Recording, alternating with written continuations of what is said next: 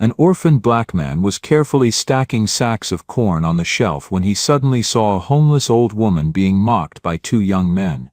He walked over, spoke to her with kindness and invited her to share a warm. Touched by her situation, he took her in as his mother. But he had no idea that she was actually the mother of a wealthy CEO, and when her son appeared, his life would change forever. Before we dive in this story, let us know where you watching from. We love to hear your thought. The Maplewood Market was always loud in the afternoon. Vendors shouted prices over the rumble of delivery trucks, kids ran between the stalls waving crumpled dollar bills, and the air was thick with the smell of fried food mixed with exhaust fumes. But on the far side of the market, sitting on the cracked steps beside an overflowing dumpster, there was a woman who didn't belong to any of it. Evelyn Brown sat hunched forward, her shoulders tight as if she wanted to disappear into the concrete. Her gray hair clung to her forehead, dirty from days without washing, and her coat was stained and ripped at the sleeves. She looked older than her 55 years. Her hands shook while she picked through a paper bag filled with scraps, half an apple, crusts of bread, a piece of cheese turning green at the edges. People passed by without stopping. Some looked away quickly, others slowed down just long enough to let disgust show on their faces. A group of teenagers stood a few feet away laughing, their phones out whispering things she could clearly hear. "Take a picture, man. Look at her like a zombie." Evelyn's jaw clenched, but she didn't lift her head. She focused on the food in her hand because if she looked at them, if she let the anger rise, she might cry. And crying in front of strangers only made them laugh harder. She whispered under her breath, words broken and hoarse. I just need something to eat." Across the street, Darius Miller was carrying two 50-pound sacks of feed on his shoulders. His work shirt stuck to his back with sweat, and his arms ached from the morning shift. He was used to the grind. At 21, he had been working at Henderson's Grain since he was 16. Work, pay rent, keep quiet, that was his life. But when he noticed the teenagers pointing their phones at Evelyn, something in him stopped cold. He set the bags down by the shop door and wiped his forehead with the back of his arm. He could ignore it, just like everybody else. He could tell himself it wasn't his business. But the way she sat there, holding a piece of trash like it was worth something, cut into him. He took a slow breath and walked toward her. "Ma'am," his voice was cautious, steady, the way you'd talk to someone who might scare easily. Evelyn looked up, her eyes cloudy but still sharp enough to show there was a person in there. For a moment, she didn't speak. She only stared, trying to understand if he was mocking her like the others. Her voice cracked. She swallowed and tried again. "I don't know where I am." Darius glanced at the crowd. The teenagers were still laughing. A woman at the flower stand crossed her arms and shook her head as if disgusted that he was even speaking to Evelyn. "When's the last time you ate something real?" he asked quietly. Evelyn pressed her lips together. She didn't remember. Darius let out a breath through his nose, annoyed at himself because he knew what this meant. He was about to spend money he barely had. But he couldn't walk away. He pushed through the market crowd, bought a turkey sandwich, a bag of chips, and a bottle of water from Tony's Deli, then came back and sat on the step next to her. "Here," he said simply, placing the food in her hands. Evelyn blinked at the sandwich like it was unreal. She peeled the paper slowly, then took a small bite. After a pause, she ate faster, tears sliding down her face as she chewed. Darius sat quietly beside her, not looking at the teens anymore, not caring if they were still laughing. She stopped after half the sandwich and whispered, "Why?" Darius rubbed the back of his neck. He could have said it was nothing, or that anybody would have done the same. But he knew better. Most people had walked right by her, because everybody deserves a chance, he said. Evelyn's hand trembled as she held the sandwich. She wanted to believe him, but the years on the street had taught her that kindness usually came with a price. "You got somewhere to stay tonight?" Darius asked. She shook her head. "Well, I got a couch," he said after a pause, surprising himself. "It's not much, but it's warm. And safe." Evelyn stared at him, trying to read his face. His eyes were steady, tired but honest. She wanted to ask what he wanted from her in return, but something in his voice told her the answer: nothing. "Why would you do that?" she whispered. Darius thought of the nights he spent alone after his parents' accident, the silence in the small apartment, the way nobody cared if he came home or not. He thought of how easily she could be him if life had tilted a little differently. He looked down at the ground and said, "Because I know what it feels like to have nobody." Evelyn closed her eyes, fighting the pull between fear and hope. A stranger had just offered her more than food. He had offered her a place in the world, even if only for one night. She nodded slowly, her voice barely audible.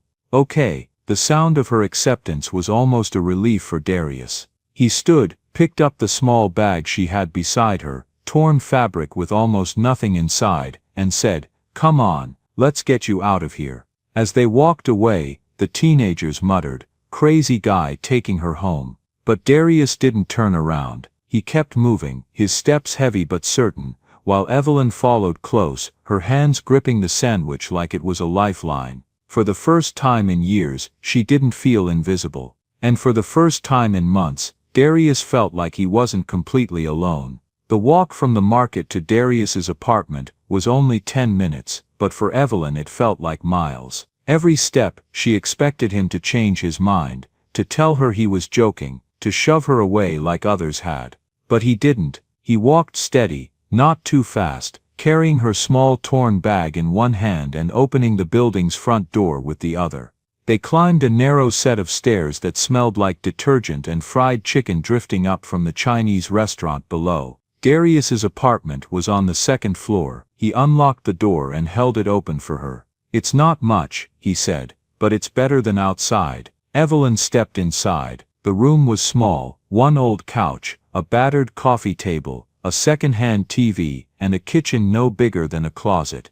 But to her, it looked like a palace. She hovered near the door, unsure if she belonged. "You can sit down," Darius said, setting her bag on the floor. "You don't have to ask." She lowered herself onto the couch slowly, her hands folded in her lap. She could still taste the sandwich, and the warmth in her chest was almost as strange as the food in her stomach. Darius pulled a chair from the kitchen and sat across from her. "What's your name?" he asked. She hesitated, her forehead wrinkling as she tried to pull the answer from the fog. Finally, she said, "Evelyn. At least I think it's Evelyn." Darius nodded. "I'm Darius." Her eyes moved around the room, taking in the plain walls, the stack of books by the TV, the work boots by the door. "You live here alone?" "Yeah." He rubbed his palms against his jeans. "Been that way since I was 12. Evelyn looked at him, confused. 12.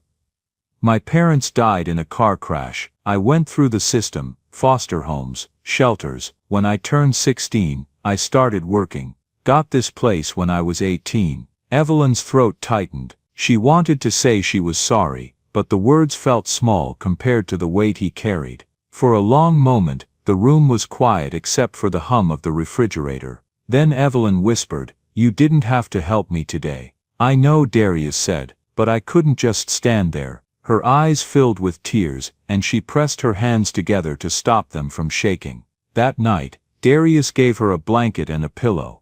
"The couch is yours," he said. "I'll be fine on the bed." Evelyn tried to protest, but he shook his head firmly. "Don't worry about me, just get some sleep."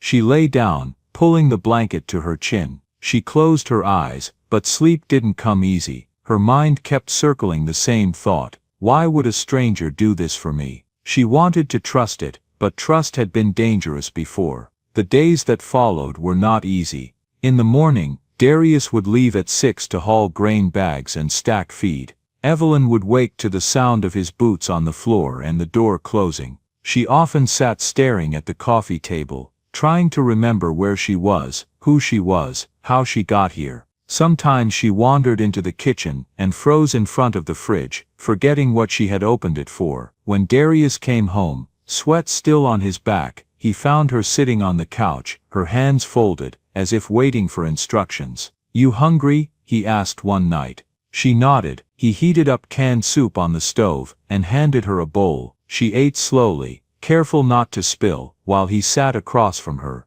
After a while, she said softly, "I'm not used to eating like this, sitting down, with someone." Darius gave her a small smile. "You better get used to it," because I'm not letting you starve." Her lips trembled, and she looked down at her bowl. One evening, after a week in the apartment, Evelyn woke from a nap screaming. Darius rushed from the kitchen, his heart pounding. She was sitting upright on the couch, clutching the blanket, her eyes wide and terrified. "Hey," he said quickly, kneeling beside her. "You're safe, you're here with me. Nothing's gonna hurt you." Her breathing was fast, shallow. She shook her head. "I saw him. I saw someone. I don't know who," but she couldn't finish. Darius stayed beside her, not touching her but close enough to show he wasn't leaving. "It was just a dream. You're okay. You're safe." It took 10 minutes before her breathing slowed. She looked at him, her eyes wet. "Why are you doing this for me?" "Because you remind me of me," Darius said simply. She stared at him, trying to understand. "When I was 12, he continued, "nobody cared. I remember standing in line at a shelter with nothing but a backpack, and people looked right through me like I wasn't even there. That's what I saw in you that day at the market. I couldn't ignore it." Evelyn wiped her face with the blanket. "You shouldn't have to carry me like this." "I'm not carrying you," he said. "We're carrying each other. You just don't see it yet." Her throat tightened again, and she whispered, "Son." The words slipped out without warning, soft and shaky, but heavy with meaning. Darius blinked, his chest tightening. It had been years since anyone called him that. He opened his mouth to correct her, but stopped. He looked at her trembling hands, her tired eyes, the fragile hope in her face. He swallowed, and said quietly, "Yeah, Mom?" Evelyn let out a breath. She didn't realize she was holding. For the first time in years, she felt like she belonged. Over the next few weeks, the word became natural. "Son, don't forget your lunch." "Mom, I'll pick up your medicine on the way home." Neighbors noticed the change. Mrs. Moore from the restaurant downstairs saw Evelyn helping fold napkins and wipe tables, moving carefully but eager to be useful. "She good woman," Mrs. Moore told Darius one evening. "She just needs someone believe in her." Neighbors began to accept her presence. Mrs. Moore downstairs invited her to fold napkins at the restaurant. Kids in the building waved at her when they passed by. She wasn't just the strange woman from the streets anymore. She was Darius's mother. 10 years passed like that. Ordinary, hard, but filled with something both of them had been missing: family. Darius was 31 now, his shoulders broader, his face older from years of labor. He had finished several community college courses, staying up late to study while Evelyn brewed coffee and asked about what he was learning. Evelyn was 63, her hair had turned fully silver, but her face carried softness instead of despair. She had become part of the neighborhood, known by name, respected as Darius's mom. The apartment above the laundromat was still small, but inside its walls, they had built something rare. They had built a home. The Maplewood hardware store was crowded that Thursday afternoon. Darius stood behind the counter at Henderson's Grain, going over receipts with a farmer when the glass door opened. A tall man in a dark gray suit stepped inside. He didn't look like he belonged in Maplewood. His polished shoes, his watch that probably cost more than most cars in town, and the quiet way he carried himself. His presence turned heads immediately. Darius glanced up and froze. The man looked around the store, distracted, scrolling through his phone as if answering emails. Then his eyes landed on Evelyn. She was at the register helping the farmer calculate how much seed he needed. Her hair was silver now, tied back neatly, and she wore a simple blue dress. She smiled warmly at the old man, tapping the calculator buttons with slow precision. The man's face changed. His eyes widened, his chest lifted like he couldn't breathe. The phone slid from his hand and landed silently on the counter. "Mom," he whispered. Evelyn looked up. For a second, her expression was blank. Then her hands began to tremble. Her lips moved, but no sound came out. Finally, in a broken voice, she said, "Christopher." The farmer stepped aside, confused, as Evelyn staggered around the counter. The man caught her in his arms, and she clung to him with a strength Darius had never seen in her. "My boy," she cried. "My son, I thought I lost you." Christopher Brown, 38, CEO of Brown Global Developments, held his mother tight. His eyes burned with tears he hadn't let himself shed in years. I looked everywhere, he said. For 8 years I searched. I thought you were dead. Evelyn buried her face in his chest, sobbing like a wound had opened. Darius stood frozen. The farmer gave him a questioning look, but Darius barely noticed. He felt like the floor had cracked open beneath him. They sat in the back office later, the three of them. Christopher kept holding Evelyn's hand, like he was afraid she would vanish if he let go. "Where have you been?" he asked, his voice breaking. Evelyn wiped her face. "I don't know, I don't remember all of it. There was an accident, and then, nothing. Just pieces, and then Darius found me. He saved me." Christopher turned to look at Darius for the first time. His eyes scanned him from head to toe, broad shoulders from years of labor, rough work clothes, skin glistening with sweat from a long day. "You took care of her?" Christopher asked. Darius shifted in his chair. He wanted to say yes, but the words stuck in his throat. "She's family," he said finally. Christopher nodded slowly, though something hard flickered in his eyes. "She's my family too." Evelyn looked between them, her face pale with worry. "I don't want this to be a fight. You're both my sons," neither man answered. That night, Christopher showed up at their apartment, with a black Tesla parked outside. Evelyn nearly fainted when she saw it. "You're coming home with me," he said firmly. "I have doctors, I have everything you need. You don't belong in a place like this." Evelyn hesitated, glancing at Darius. "She's happy here," Darius said, standing in the doorway. Christopher's jaw tightened. "She's my mother. I'm not leaving her here to live like this." Evelyn's hands shook. Tears welled in her eyes as she looked at Darius. "Son," she whispered, "I think I have to go. He's my blood." The words cut through Darius like glass. He bit the inside of his cheek, fighting the heat in his chest. He wanted to scream that blood didn't matter, that he had been there when nobody else was, that he was the one who sat with her during nightmares, and brought her soup when she was shaking. But he swallowed it. He looked at her trembling face, and saw her own pain. She wasn't choosing against him. She was being pulled back into a life she had lost. "I understand," he said, though his voice cracked. Evelyn clutched his arm. "Don't hate me. I could never hate you," he whispered. She hugged him tightly, sobbing into his shoulder. Then Christopher guided her out, holding her steady as she climbed into the car. Darius stood on the sidewalk, watching the taillights fade. For the second time in his life, he was alone. The apartment felt hollow without her. The next morning, he woke to silence. No coffee smell, no voice telling him he worked too hard, no humming off key in the kitchen. Just the sound of his own breath in the small room. He sat on the edge of the bed, staring at the floor, anger clawing at his chest. He had lost his parents at 12. Now, after finally finding a mother again, she was gone. At work he kept his head down, but customers noticed the difference. His coworkers whispered, asking why he looked so empty. He didn't answer. That evening, Mrs. Moore knocked on his door with a container of food. "She good woman," she said softly. "She love you, maybe she come back." Darius forced a smile, and thanked her, but when he shut the door, his eyes burned. 3 days later, while he was closing up the store, the Tesla pulled up outside again. Darius's heart leapt before he could stop it. He stepped outside, expecting to see Evelyn. But it was only Christopher. "We need to talk," Christopher said. His polished confidence was cracked, his voice strained.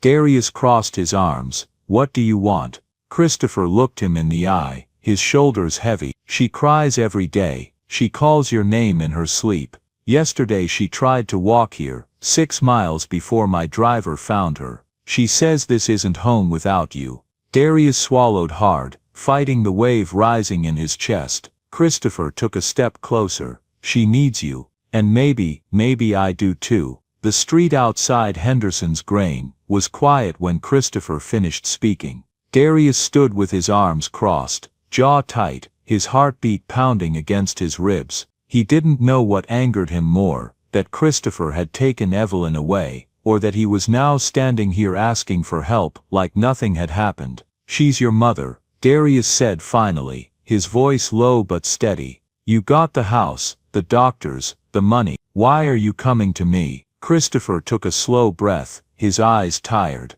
Because none of that matters to her. She wants you. She asks for you every single day, and I don't know how to give her what she needs. Darius looked away, his throat tight. He wanted to tell Christopher to leave, to go back to his mansion and his perfect world. But the image of Evelyn walking 6 miles down Highway 12 in her house slippers wouldn't leave his mind. She's not strong enough for that, Darius muttered. I know, Christopher said. That's why I'm here. They sat in the break room at the store, the clock ticking on the wall. Christopher leaned forward, elbows on his knees. Move in with us, he said. The house is big enough. You'll have your own space. No one will bother you, but you'll be there for her. Darius laughed bitterly. You think it's that simple? You think I can just walk into your world and fit in? I've been poor my whole life. I worked till my back's sore just to keep the lights on. He stopped himself, his voice sharp. Christopher looked at him calmly.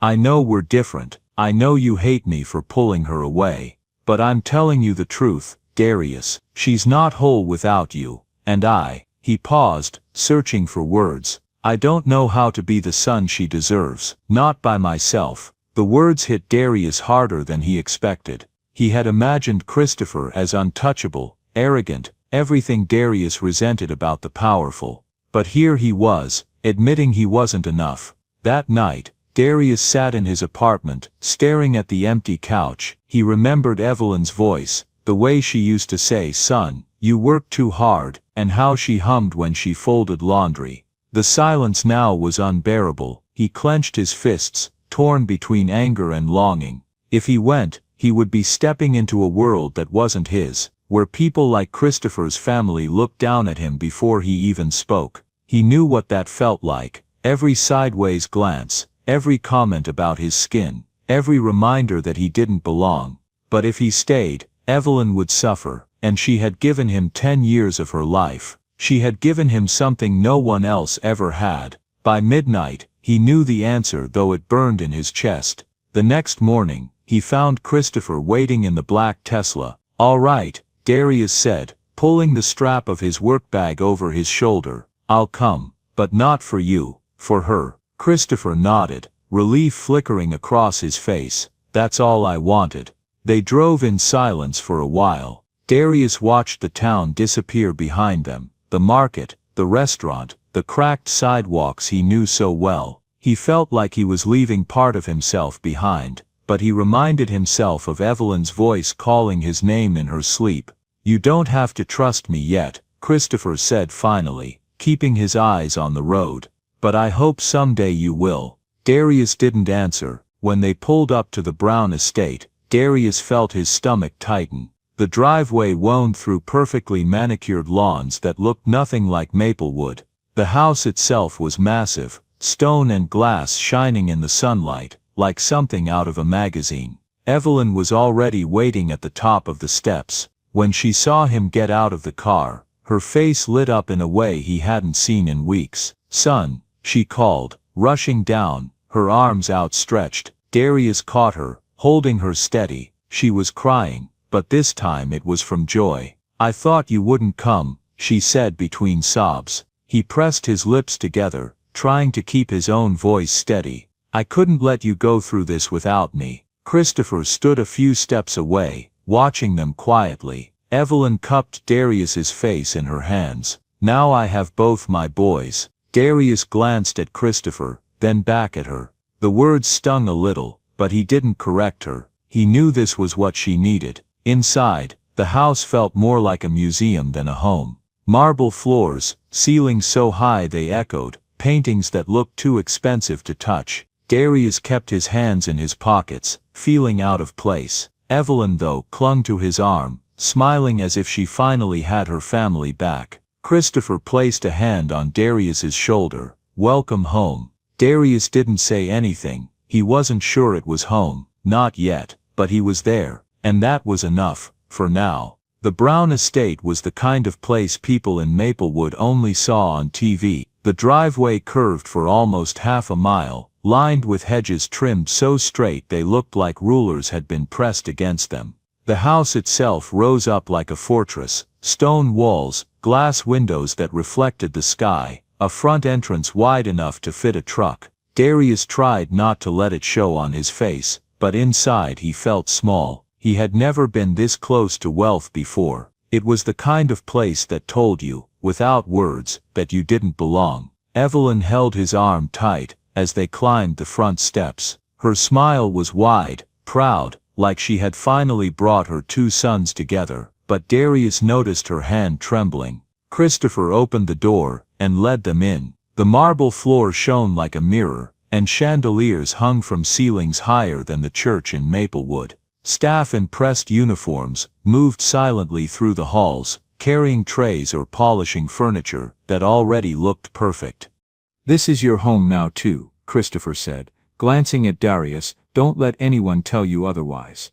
But the words sounded fragile even as he spoke them. They didn't wait long before the rest of the family appeared. Richard Brown, Christopher's father, sat in a wheelchair pushed by a nurse. His face was sharp, his eyes calculating. Even sitting, he carried authority like a badge.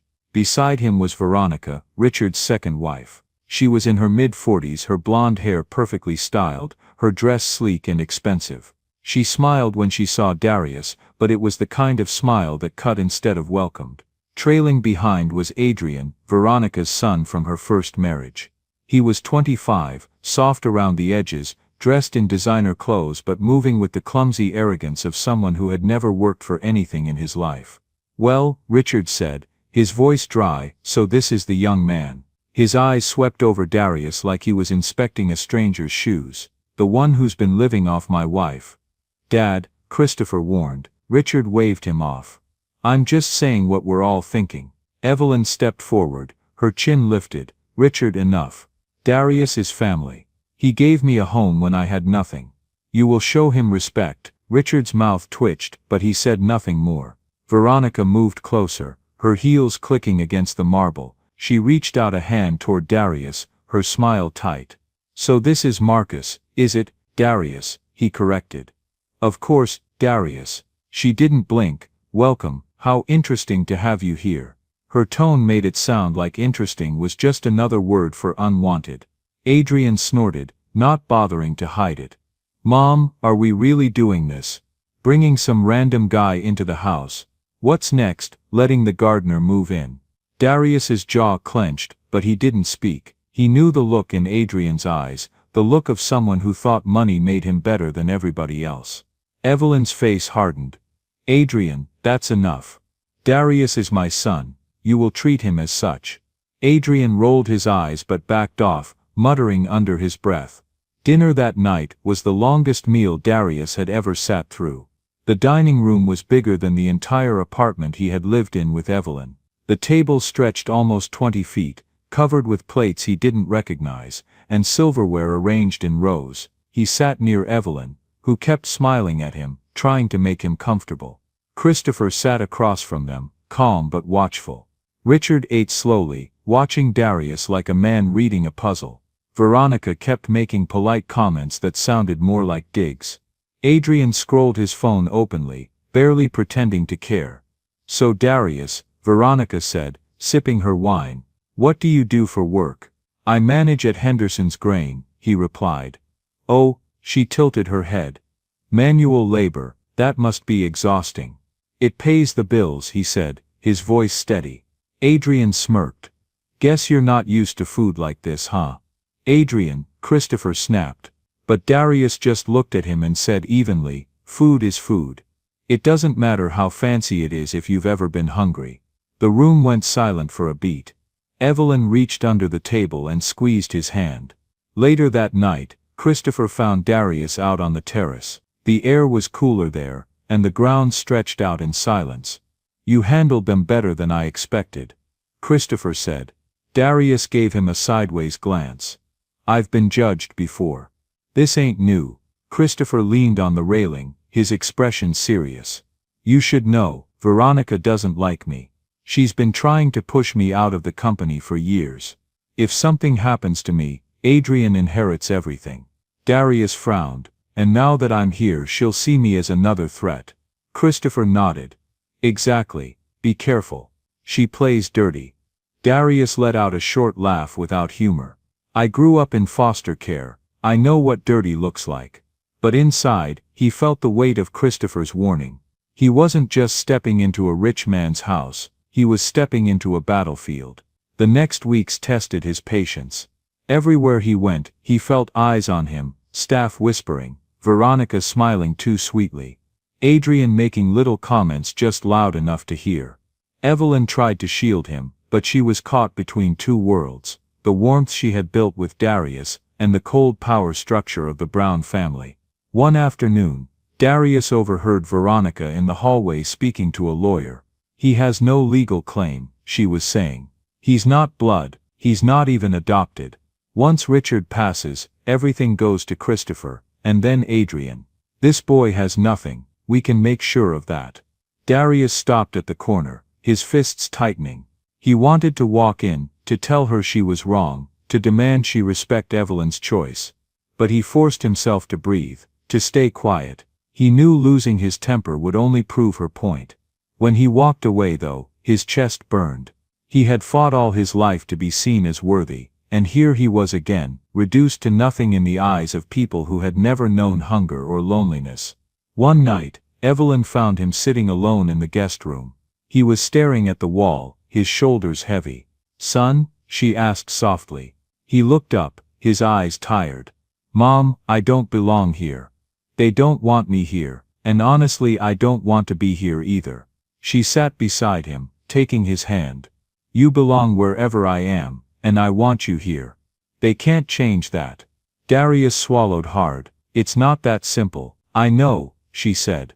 "But simple or not, you are my son, and I won't let anyone take that from you." Her voice was steady, fierce in a way he rarely heard. And for a moment, Darius believed her. It was close to midnight, when Darius walked the long marble hallway back to his guest suite. The house was quiet, but the silence was the kind that made his skin prickle. He had learned in the past weeks that Veronica's smiles never meant safety, and Adrian's careless smirks often covered something uglier. He was passing her study when he heard voices. The door was open just an inch, and he froze. Adrian's voice carried through first, low but casual. "It's simple, the brake lines won't hold once he hits the curve. Miller's Point is the perfect spot. Cars go off there all the time." Darius's chest tightened. He pressed his back to the wall, forcing his breath slow. Veronica's voice followed, calm and sharp. "And you're sure he always takes that route?" "Every Tuesday, Mom. He's a creature of habit. Highway 12, same time, same turn. No one will question it." There was a pause. Darius could hear the faint click of her heels against the floor. "And the investigation?" she asked. Adrian chuckled. "Sheriff Morrison still owes us. Dad bailed his son out after that DUI. He'll call it an accident, and close the file." Darius's hands balled into fists. "And the boy?" Veronica asked. Adrian sounded almost bored. "What about him?" "He's not blood, not on any paperwork. Once Edward's gone, we can paint Darius as some opportunist who manipulated Evelyn. Get him out of the house. Maybe even charge him with elder abuse." Veronica's voice dropped lower, but Darius caught the words. "Good, he was never meant to be here." Darius forced himself to step back quietly, his pulse hammering. He didn't breathe until he was down the hall. His mind was racing. He wanted to storm in and confront them, but he knew what would happen. They'd deny it, twist it, and use his anger against him. He needed proof. The next morning, he tried to act normal. Evelyn asked if he wanted more toast, and he managed a small smile. "I'm good, Mom," but inside, he felt sick. He couldn't tell her. Not yet. It would crush her, and if she let anything slip, Veronica would strike sooner. At breakfast, Christopher walked in, already in a suit, glancing at his phone. "Big day?" Evelyn asked. "Important meeting downtown," he said, kissing her on the cheek. "Presentation at 10 sharp." Darius's stomach sank. "Tuesday, Highway 12. Christopher caught his look. "What?" Darius shook his head quickly. "Nothing, just drive safe." Christopher smirked faintly. "Always do," but Darius saw the way he walked fast, energized, almost reckless.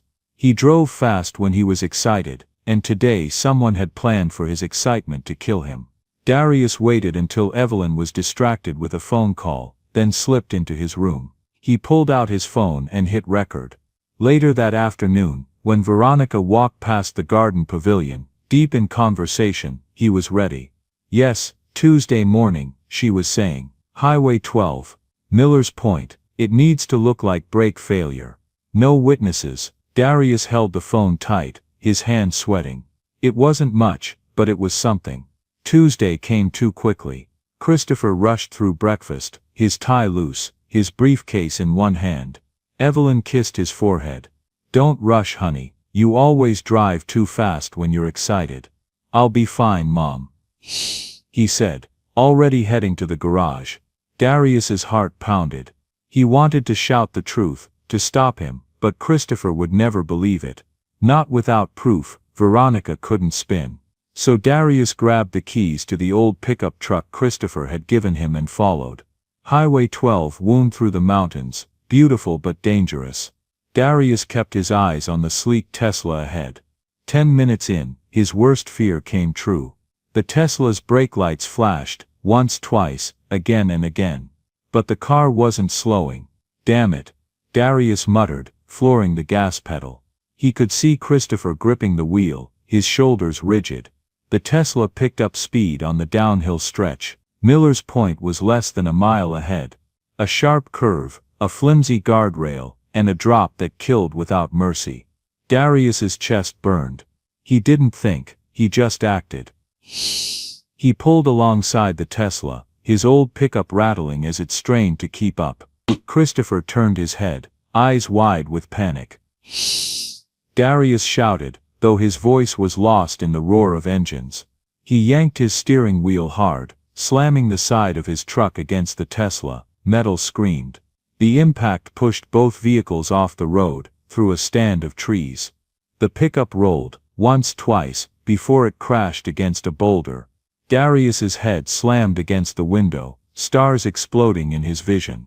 The Tesla skidded sideways into a tree, its frame crushed but its cabin intact. For a long moment, the world was silent, except for the hiss of steam. Darius. The voice pulled him back. Pain shot through his ribs as he unbuckled his seatbelt and crawled out of the wreck. His shoulder screamed with every move. Christopher stumbled toward him, blood running down his forehead, but alive. Jesus Christ, Christopher gasped. What the hell were you doing? Darius leaned against the truck, fighting to breathe. Your brakes. Someone cut them. Veronica, I heard her. Christopher froze, his chest rising and falling fast. He turned toward his wrecked Tesla, realization dawning. You saved my life, he said quietly. Yeah, Darius muttered, his vision swimming. That's what brothers do. The sirens came 20 minutes later, an ambulance, police cars, and then Evelyn, pale and frantic, riding in the back of the driver's car. My boys, she cried, clutching both their hands as paramedics loaded them onto stretchers. My brave, stupid boys. Darius tried to smile at her, but the pain was too sharp. His last thought before the world went dark was of her face, terrified but full of love. Darius woke in the hospital. 6 hours later, his ribs were broken, his shoulder dislocated, and his head bandaged. The first thing he saw was Evelyn in the chair beside him, her eyes red. You're awake, she whispered, gripping his hand. He swallowed hard. Christopher, her eyes flicked to the bed across the room. Christopher lay still, eyes open but unfocused. The doctors say it's a severe concussion, Evelyn said, her voice shaking. He's breathing on his own, but he won't respond. Darius closed his eyes, guilt crushing his chest. He had saved his brother from the ravine, but maybe not from the consequences. 3 days passed. Evelyn never left Christopher's side. She talked to him constantly, her voice tender, telling him stories, begging him to come back.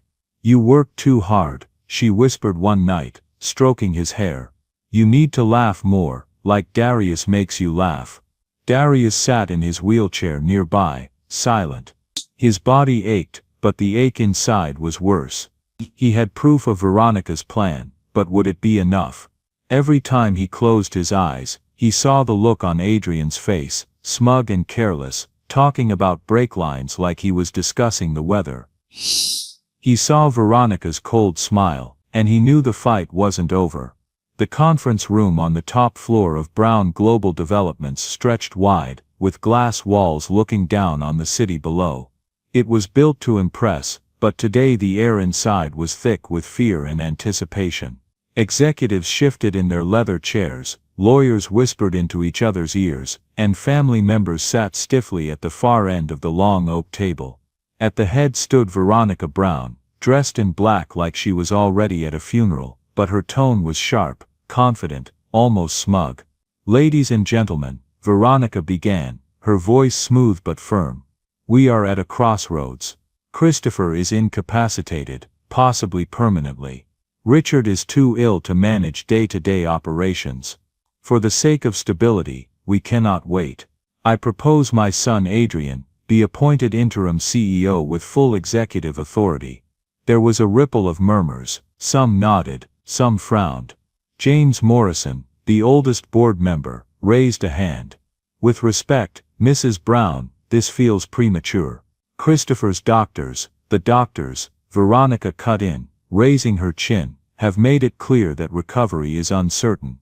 We cannot gamble with billions of dollars, thousands of employees, and our reputation while we wait for a miracle. Brown Global must move forward." At the far end, Adrian shifted in his seat. He was trying to look serious, but the smirk pulling at his lips betrayed him. He wanted this moment, he had dreamed of it. Darius sat at the back, his ribs sore, his arm strapped in a sling.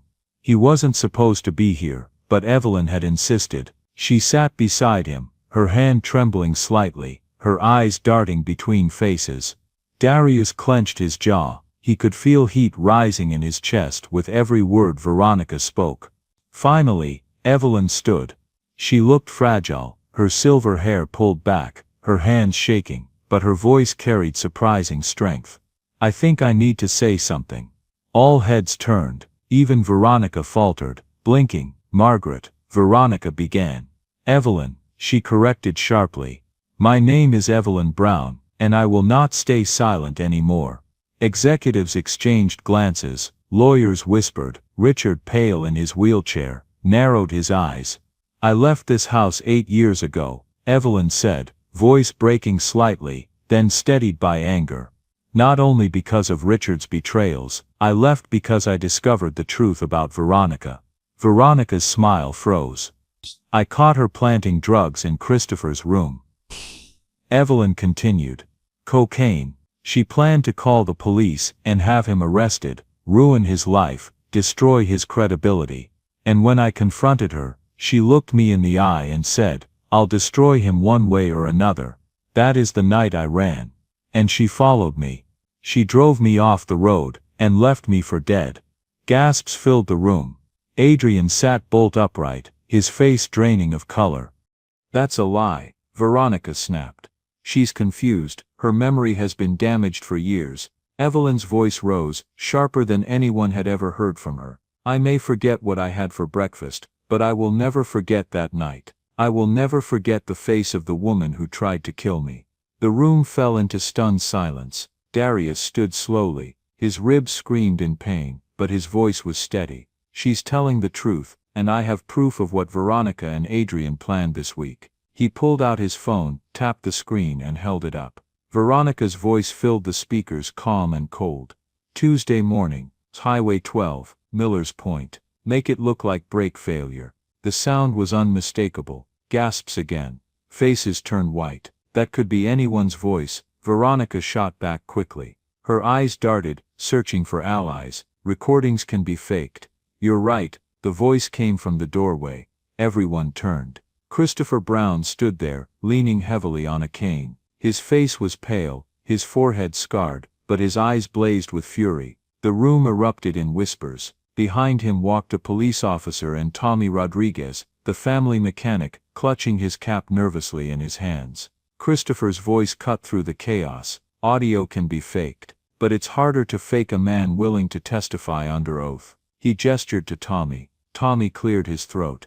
She paid me $5,000 to cut the brake lines, said it was for insurance. But I knew what it really was, and I'm not going to prison to cover for her. The police officer stepped forward. Veronica Brown, you are under arrest for conspiracy to commit murder, attempted murder and vehicular assault. The metallic click of handcuffs echoed across the boardroom. Veronica struggled, her composure cracking. Adrian, do something. Adrian looked stricken, his face pale. Mom, I didn't know she'd. Christopher cut him off. You knew enough, you sat there and planned with her. I thought she just wanted to push you out. Adrian shouted, his voice desperate. I didn't think, you didn't think at all, Darius said, stepping forward, his voice cold. Veronica thrashed against the officer's grip. You think this is over, you think you've won, this company will eat you alive, you'll regret this. The officer pulled her toward the door, her voice growing shrill, breaking against the silence. The room exploded with noise, executives talking over one another, relatives muttering, lawyers scribbling notes. Christopher raised his cane and slammed it against the floor. Enough. The room went silent. I am not dead, he said firmly, and I am not incapacitated. This company is mine to lead, and I will lead it. James Morrison nodded. After what we've seen today, I doubt anyone here disagrees. A chorus of reluctant agreements followed. Christopher took a deep breath. But things will change. This company was built on greed and profit at any cost. That ends today. From now on, Brown Global will focus on affordable housing, on building communities, on repairing the damage we've done. One executive raised a hand. And if the shareholders resist, then they'll learn, Christopher said, his voice steady, because stability doesn't come from squeezing people dry. It comes from making sure people can live, work and survive. And if that makes us less profitable, so be it. Christopher turned to Evelyn and Darius, his voice softened. I wouldn't be standing here if not for them. My mother, who I thought I lost forever, and my brother who risked his life to save mine. Darius blinked. The word brother hit harder than any boardroom declaration. For years he had been nobody's son, nobody's brother. Now, in front of the wealthiest and most powerful people he had ever seen, he was named as such. Evelyn gripped both their hands, her voice breaking. My sons, I am so proud. For a moment the boardroom didn't matter. The billions, the power plays, the lies, all of it faded against the sight of three people who had fought through betrayal and lost to find each other again. The weeks after Veronica's arrest moved like a blur. Satellite trucks idled outside the Brown gates day and night. Reporters stood on the sidewalk with fixed smiles and bright lights, ready to pounce on any movement. When Christopher stepped out for therapy or a board debrief, microphones angled toward his face. When Evelyn opened the front door to get air, lenses clicked so fast the sound felt like rain.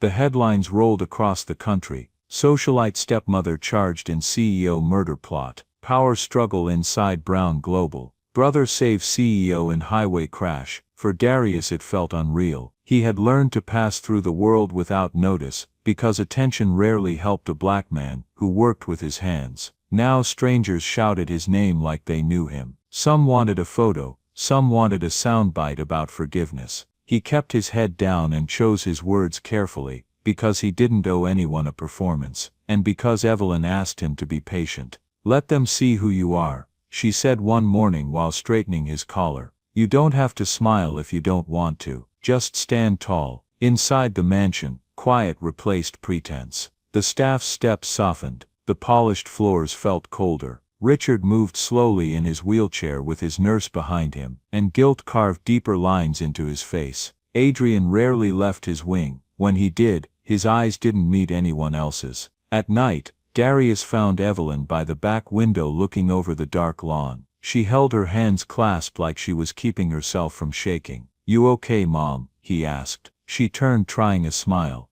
I'm grateful you're here, and him. But this house, it holds too much of the worst of us. He looked out into the manicured yard and understood. The place was impressive and empty at the same time. A week later, Richard asked for a family meeting. They gathered in the smaller sitting room because the main parlor felt like a courtroom. Christopher leaned on his cane at the end of the sofa. Evelyn sat upright with her hands folded. Darius stood near the mantel, arms crossed because it kept his ribs from hurting. Richard cleared his throat. I owe you all an apology. His voice was rough, stripped of the old authority. I brought Veronica into our lives. I ignored what she was. I wanted someone to steady me after your mother left, and I let need blind me. I let her rule this house, and I convinced myself it was order. It was cowardice. Evelyn's jaw tightened. You didn't just look away, you chose her comfort over our safety. Richard's eyes dropped. I did. I can say I was weak. I can say I was lonely. Neither makes what I allowed any smaller. He looked at Christopher. I almost lost you. He looked at Darius, and I refused to see you. Darius stood still because anger pushed at his chest, and anger had never helped him. Seeing me now won't erase what happened, he said. I know, Richard replied. I don't expect forgiveness, but I would like a chance to be something better with the time I have left. Christopher watched his father for a moment that stretched longer than anyone wanted. Then he said, if you mean it, we don't do it in this house. Richard blinked. You want to move? We need to, Christopher said. This place is a stage for the person I thought I had to be. It's where the worst of us grew strong. I'm done breathing this air. Evelyn's eyes brightened. A place with a real kitchen. A table where we can hear each other chew. Doors that aren't 20 feet apart. Darius nodded once. If you're serious, I'll help you pack. The decision took weeks and shook the city anyway. Christopher announced he would sell his stake in Brown Global, retain a small advisory role for continuity, and donate the majority of his payout to affordable housing, scholarships for kids aging out of foster care, and a fund for memory care programs. Press calls stacked up. Is this a PR stunt? One demanded. Christopher kept his voice even. This is a course correction. I can't change where the money came from, but I can change where it goes. After the call, he sat on the terrace with Darius. The afternoon light fell across his cane, and the long scar at his hairline. You sure? Darius asked. You built your name on that company. Christopher let out a breath. I built a shell I lived inside. You and Mom gave me a door out. Darius looked at him, heat rising behind his eyes that he would not show. Then let's go. They looked at listings up and down the county, but most of the places felt staged. One had new granite, one had a view, one had a media room with chairs that looked like small spaceships. None of them felt like someplace a person healed. The farmhouse sat on 5 acres outside Maplewood at the end of a long gravel drive. White paint peeled in sheets from the siding. The porch wrapped around with boards that creaked. The front room smelled like old wood and sunlight. Evelyn stepped in first and put her palm flat against the door frame. This feels like home. Richard rolled through the kitchen, ran his fingers along the scratched counter, and smiled without meaning to. It's not fancy, that's why it's good, Christopher said. Darius walked the rooms in slow circles. He could see where the table would go. He could see Evelyn near the window reading cookbooks again. He could see a small desk by the hallway, where he could spread out his classwork.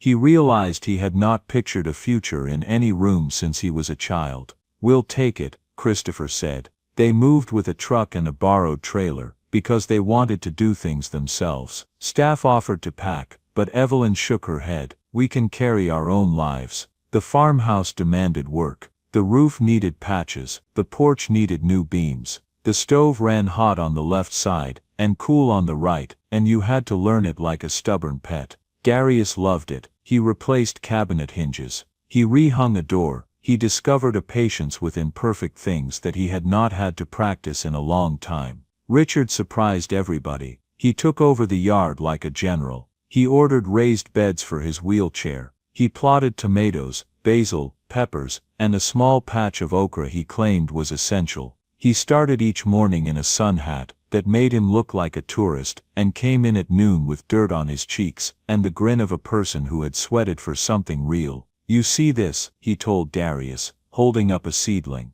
You give it what it needs, it gives you dinner. Darius snorted. Seems like a good deal. It's the best deal, Richard said, and he wasn't talking about the plant. Evelyn joined the community center 2 days a week to teach a class called Good Meals, Tight Budget. She came home excited and told stories about a grandmother who stretched a rotisserie chicken into 3 dinners and a teenager who learned to love beans. Her memory still slipped some days, but the steady rhythm of care and being useful steadied her. They call me Miss Evelyn, she said, half embarrassed, wholly pleased. I like hearing it. Christopher took meetings at the kitchen table. He worked with non-profits that did not have glossy brochures, but had waiting lists and battered vans. He learned the names of shelter managers and school counselors. When he made a decision to fund a project, he visited the site quietly instead of announcing it at a podium. One night he unrolled a set of blueprints on the table and tapped the paper.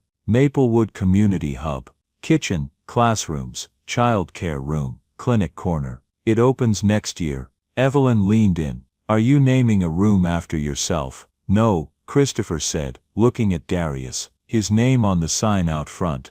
Darius frowned. Why would you do that? Because you taught me what community is, Christopher answered. You saved my life, and you showed me how to use it. Darius stared at the blue lines until they blurred. He nodded once because words would come out wrong if he tried them. A storm rolled in on a Thursday night. Rain hammered the porch roof, and wind bent the trees. Around midnight, Darius heard movement and found Evelyn in the hallway in her robe, hands shaking. Where am I? She asked, voice small. I don't know this place. I don't know where my boy is. Darius felt the familiar slice inside and forced himself to breathe. Mom, it's me. She peered at his face, panic tipping toward fear. He kept his voice calm. It's Darius. You're home. We're safe. Christopher came out of his room at the sound. He approached slowly and crouched to Evelyn's eye level. Hey Mom, we're right here. She blinked. Recognition returned in pieces. Her shoulders loosened. She let them guide her to the couch, and she held both their hands like she was afraid they might disappear. I hate this, she whispered. My head plays tricks. It steals names I need. We'll keep giving them back, Darius said. As many times as it takes, Christopher added. They sat with her until the storm quieted, and when she fell asleep they stayed.